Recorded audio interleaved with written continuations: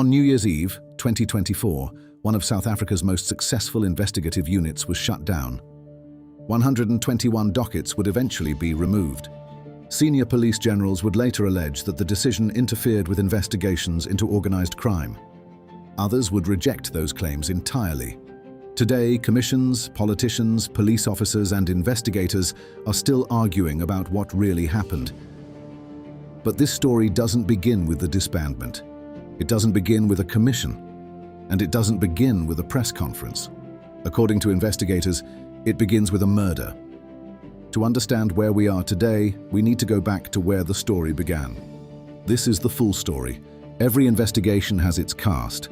The whistleblower, the investigator, the politician, the businessman, and the people accused of pulling the strings. In this story, one of the central figures is Lieutenant General Nhlanhla Mkhwanazi. It was his July 2025 briefing that brought many of these allegations into public view.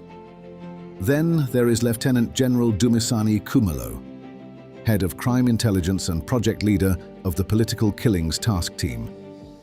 Much of what we know about the investigations comes from his sworn statements. Then comes Senzo Mchunu, South Africa's Minister of Police. His alleged conduct now sits at the center of the inquiry. And finally, three names that investigators would repeatedly encounter as they followed the evidence: Katiso KT Molefe, Vusimuzi Kat Matlala, and Brown Mogotsi.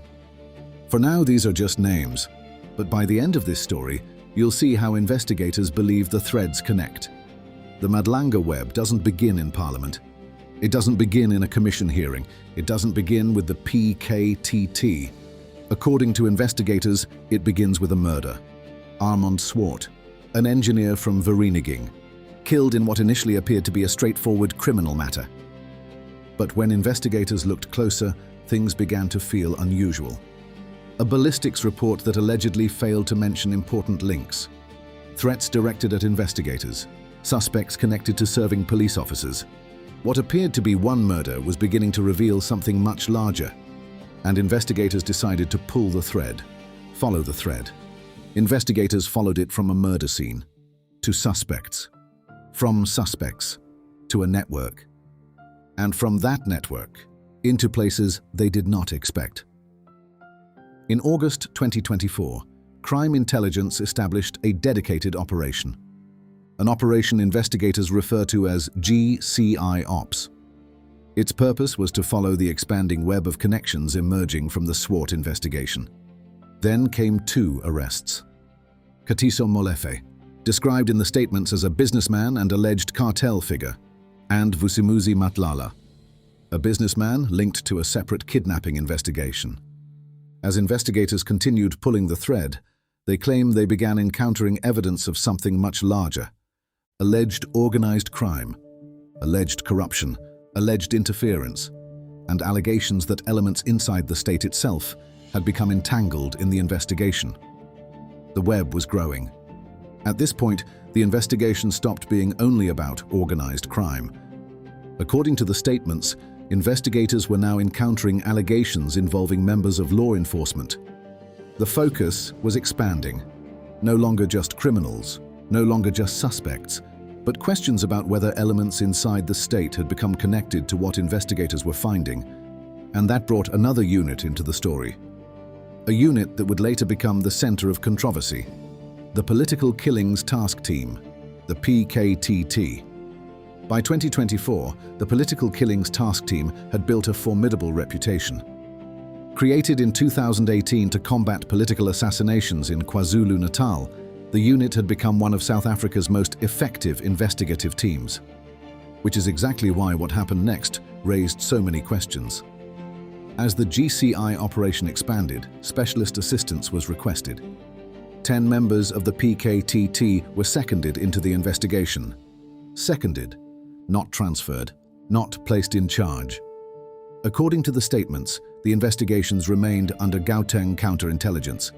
The PKTT was providing expertise. That distinction would later become critically important. Then came New Year's Eve, the 31st of December, 2024. A letter was issued, the political killings task team would be disbanded. Soon afterwards, 121 dockets would be removed from the unit.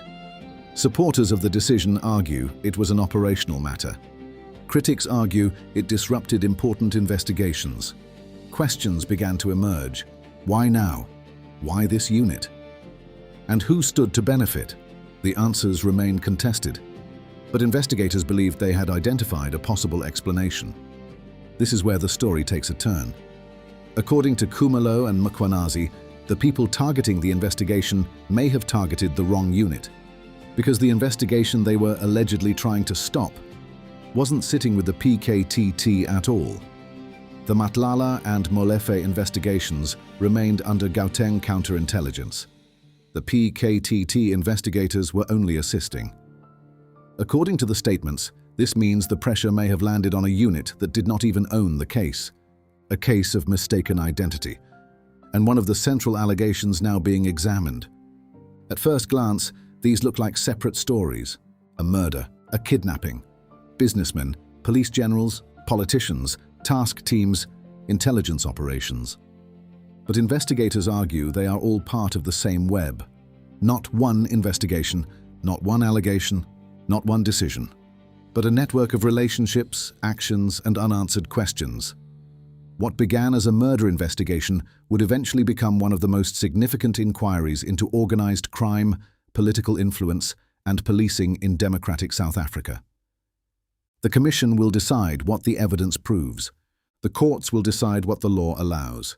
History will decide what really happened. Until then, the timeline continues. This was the full story, the story behind the story.